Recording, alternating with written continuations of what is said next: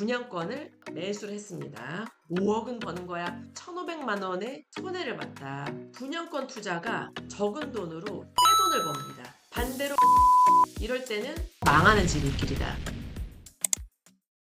제 실패 사례를 또 공유하도록 하겠습니다. 2020년 12월에 미분양된 분양권을 매수를 했습니다. 울산에 있는 거였는데 분양가를 3.8억에 매수를 했고, 분양권을 살 때는 보통 초기 투자금이 계약금 10%만 필요합니다. 그래서 3.8억에 대한 10%인 3,800만 원을 제가 계약금으로 넣었고요. 그 당시 울산 대장 아파트가 팔사가 10억이었어요. 그러니까 3년 뒤에 입주할 때 최소 4억, 5억은 양도 차익을 볼 거야 하고 들어간 거였죠. 결론은 어떻게 됐어요? 2022년 3월에 마피 1,500만 원에 매도를 했습니다. 저는 이거를 내가 3,800만 원 계약금 10%만 넣어갖고 3년 뒤에 대장까지는 아니니까 8억, 9억은 되겠지. 그래, 그러면 내가 5억은 버는 거야 하고 들어간 거거든요. 그런데 5억 벌기는커녕 마이너스 피 1,500만 원의 손해를 봤다. 자, 교훈. 22년 3월에 손절을 제가 했거든요. 22년 7월부터 쭉쭉쭉쭉 부동산이 폭락을 했어요. 3월도 계속 분위기 안 좋은데 좋은데 안 좋은데 좋은데 약간 이렇게 아리까리한 상황이었는데 7월 달부터 쭉쭉 부동산이 빠진 거예요. 그때 제가 마이너스 1,500만 원 손해를 보면서 손절을 안 했으면 저는 현금이 한 3억, 4억쯤 묶일 뻔했다. 아무것도 못하고 팔지도 못하고 정말 큰일 날 뻔했다. 그런데 그때 제가 다행히 빠르게 손절을 했다. 너무 거주지에서 먼 곳은 투자하지 않는 것이 좋다라는 거고요. 서울 우량 부동산 제외하고서는 서울에 있거나 수도권에 사는 사람이 너무 멀리 투자하는 것은 그렇게 바람직하지 못한다.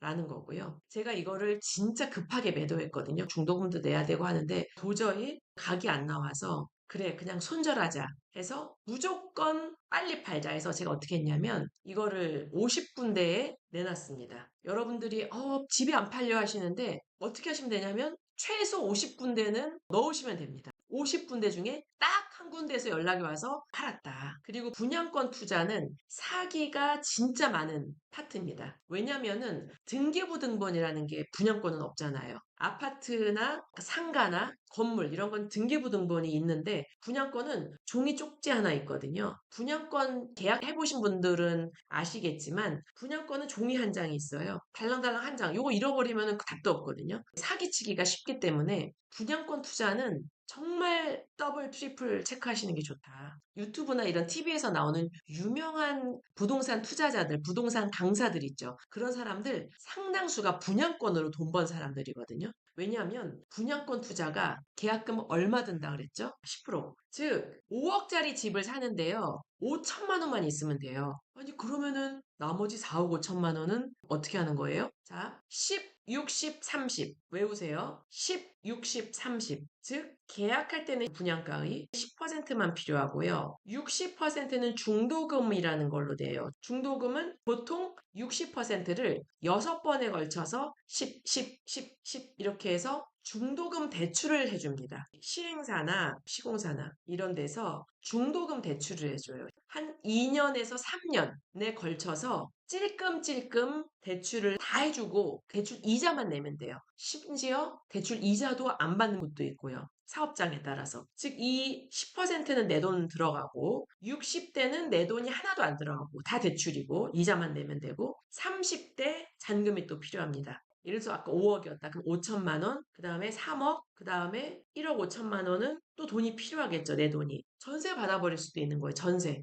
전세를 예를 들어 4억 전세 뭐 이런 식으로 전세를 받아버리면 대출을 싹 갚고 잔금도 처리되고 이런 식으로 되는 거거든요. 그래서 분양권 투자가 적은 돈으로 떼돈을 법니다. 왜냐하면 10% 돈만 가지고 있으면 3년, 4년 뒤에 분양가보다 대부분 다 올라 있거든요, 시세는. 그러니까 이 시세 차익을 다 먹을 수가 있는 거예요. 10% 가지고. 레버리지의 끝판왕이 분양권 투자거든요. 정말 유명한 유튜브에 나오는 부동산 강사들, 유명한 투자자들이 분양권 투자한 사람들이 되게 많아요. 왜냐면 소액으로 투자할 수 있는 게 분양권이거든요. 그래서 처음에 돈이 없을 때 소액으로 분양권 투자하면서 확확 몇 억씩 법니다. 3천만 원에 3억 벌고 5천만 원에 5억 벌고 막 이런 식으로 막 벌었거든요. 그런데 이거는 무슨 한정? 부동산이 활황기고 심지어 폭등기고 이럴 때는 엄청나게 떼부자가 되는 거고요. 반대로 말하면 하락장 또는 폭락장 또 지지부진한 장